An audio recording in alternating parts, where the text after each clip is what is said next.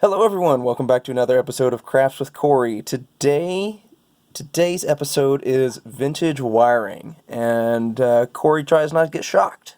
So, if you think back to like any World War II movie that involves bombers or people on radio sending messages, they have these big headsets. They're not like our modern day microphones and earphones and earpieces and all that. There's these giant headsets with leather and wires going everywhere. So today is just working on basically getting a set together for different impressions that I do. I do a lot of Army Air Force impressions that require headsets, as well as sometimes for Army impressions I do communications specialists. But think, if you've ever seen the movie Memphis Bell, or any movie set in World War II that has bomber crews and big bomber crews, they have these headsets. And to me, they're kind of iconic for the Army Air Force in World War II. They're leather headbands. There's wires going everywhere. There's these big ear cups, and they go right over the pilot's what we call a crusher cap, or 50 mission cap. They'd go right over it, so you see them stuffed right over their hats. So it's kind of an iconic piece to me. Original sets are quite pricey, I think, and kind of in poor condition. Because it is leather and, 70-year-old, 80-year-old electronic equipment, it does get old. So, in my perusings of vintage military sites, as I do, I came across Fair Radio Sales in Ohio. And they had this basically post-war copy of what's called the, this one is actually the HB7, but we're actually going to be making up what's called the HS-23 headset. I know, it's very technical, you don't need to know it, unless you're a nerd like me. But it's the HS-23. This is actually a copy, a post-war copy, made in Japan, copy of the headset that everything would connect to. And I saw this, and it was a very reasonable price from Fair Radio Sales, and I went, you know what, I've got all the parts, I can put this together. So, I've got the copy of the headband, okay, all wired up, ready to go. I have, I think the originals, these are the speaker elements. The originals were supposed to be, and now I'm stumped, I don't remember what they are. But anyways, these are very, very close to them. I think they're post-war. These specifically ones are type P23. The actual ones are, oh, it's the R14 receiver. That's what it is, the R14 receiver. These are very, very similar to that. They'll work. So, I've got the headband. I've got the receiver that's going to go into them. Sorry, trying to keep all this in focus. My bad. So I've got that.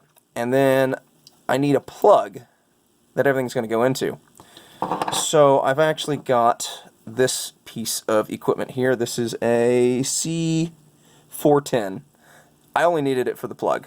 This is a PL540. It's supposed to be PL54. Again, technical terms, if you're a nerd like me, you find it interesting. But I'm going to use the tip of this to go on to here. Now, I have done some legwork already because, well, this is a pain in the butt. But this cover, this black cover, actually threads on to the plug-in here. This was actually a pain in the butt to take off. I had to clamp this end in a vise, a padded vise, and then basically I had to make a tourniquet to go around the black part here and turn it and twist it off and unthread it. Pain in the butt was not fun. So uncovered this inner goodness, which is, these are just two leads, and they have brass, very, very, very small brass nuts that go into it. And then you've got a holding clip here. I have forgotten to take this holding clip off in pre-production, but we'll go ahead and do this. So I need the brass section here. I don't need the wires, I don't need any of the black stuff, but I need the covering, and I need the plug. So I'm going to go ahead and do that, and I've got to pry up these here. Let's see if I can do that with this tool. I should have done this in pre-production. I did not. That's okay. Try and keep everything in frame. Alright. Come on. Alright, because I can actually use this clip here, because this clip actually holds a lot of the tension. I can use this on another one. Alright, so it is loose, and it just pulls out. I'm going to keep this. I always keep all my vintage knickknacks and paddywhacks and stuff like that. Alright, next step. So I'm going to leave that like there. I've got to take the wiring from my headset, my reproduction headset, and I've got to plug it in here. Now, it's very nice because there's a short wire, or excuse me, there's short wire, long wire, and there's no way you can mix them up. So pass them through the hole. Alright, we'll get that situated. You've got to do the under wire first. Start there. I'm going to get the screws in first before I do this tension grabber. And these are tiny, tiny screws. You'll see here in just a second. Little tip. See if I can carefully do it. If you need to hold small items, these are brass, I believe. I don't think brass is magnetic, but just a little bit of tape on a plate will hold them pretty okay. Alright, let's see how my nerves are. So, I think it's pretty self-explanatory. You put the little tiny little nut through the hole, screw it in. We'll see how it goes. I may go quiet for a little bit. Need to focus.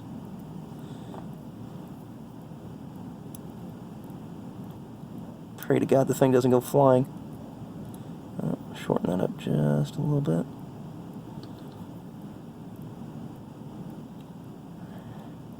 Once I get one in, everything's kind of stable. Alright, come on. Get in your home.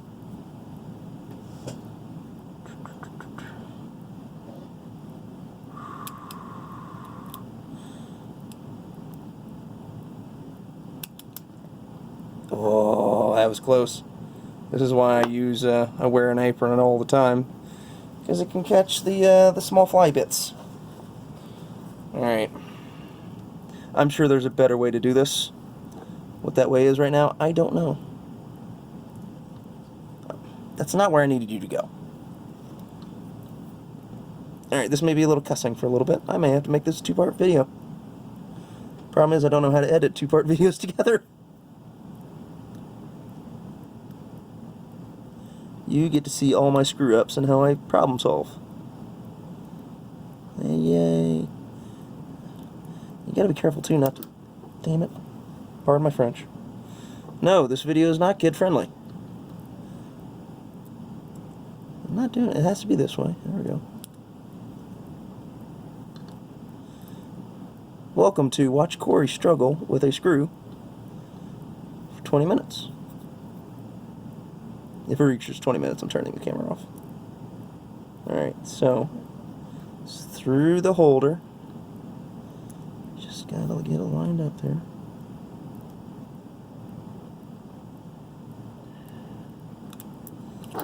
Ah, booger.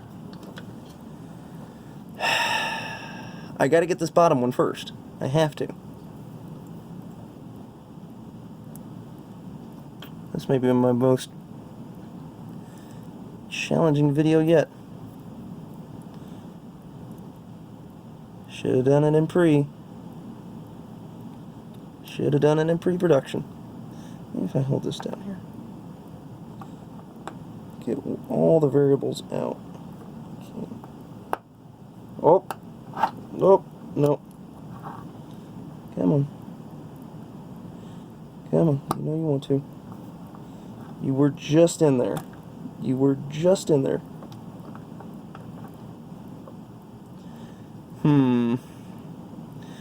I would like this to work.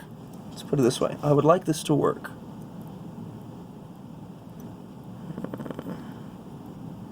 It is brass, so I am worried about scratching it up.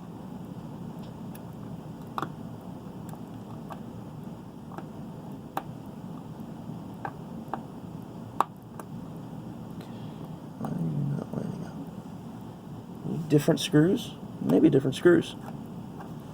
Alright, fine, I'll try the other one.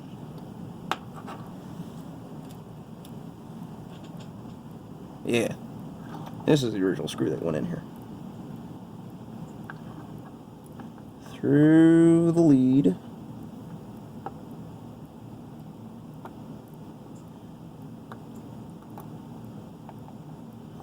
I have to solder these in. Patience is a virtue, though.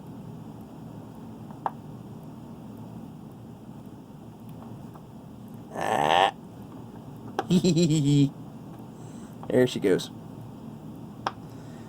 Alright. Finally. Jeez. That's not fun. Alright. Round 2. I'll tell you what, more respect to these guys. More respect to the factory workers that did this day in, day out.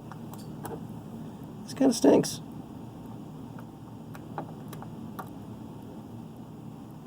Alright, so I'm through the hole in the lead. Push so I can get just a little bit more slack.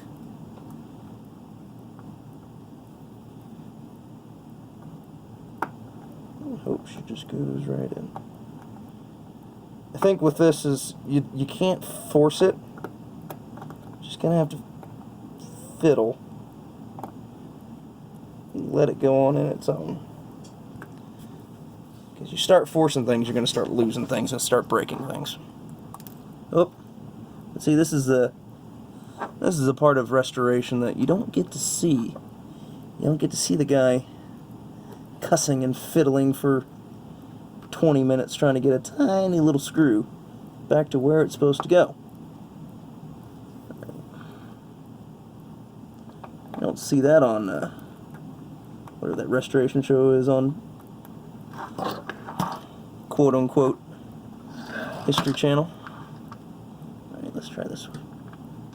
Alright. I need a little bit more slack. So I'm going to push on it. Try to get just a little bit more slack in that line.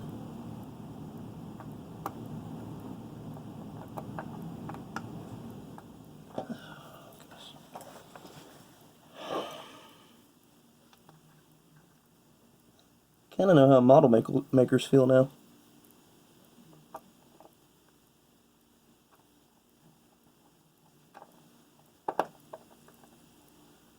Sometimes they slide right in. Oh, man. That hurts. That sucks a lot. There you go. Close up. So you got screw underneath, you got screw on the top. A little wallered, but that's alright. Alright, next up, I've got to do this. Let me get a pair of pliers real quick. Get that going. Hold on. Go over to the handy dandy toolbox of destiny. And there they are. There those are. I need. Alright. Try that. Again, post-production, I should have set all this up, but oh well. Alright, plug. Where'd the plug go? There's the plug. Alright, so just close this in. Oh, sorry everybody. Sorry. Just close that in. Trying to get it. I'm sure there's probably a tool that crimps this and makes it all look pretty and neat and all that good stuff. I don't have that tool. So you're crimping it. That way this crimp takes all the strain and not the plug. If there's a pull on this, this will take the strain and not these connections.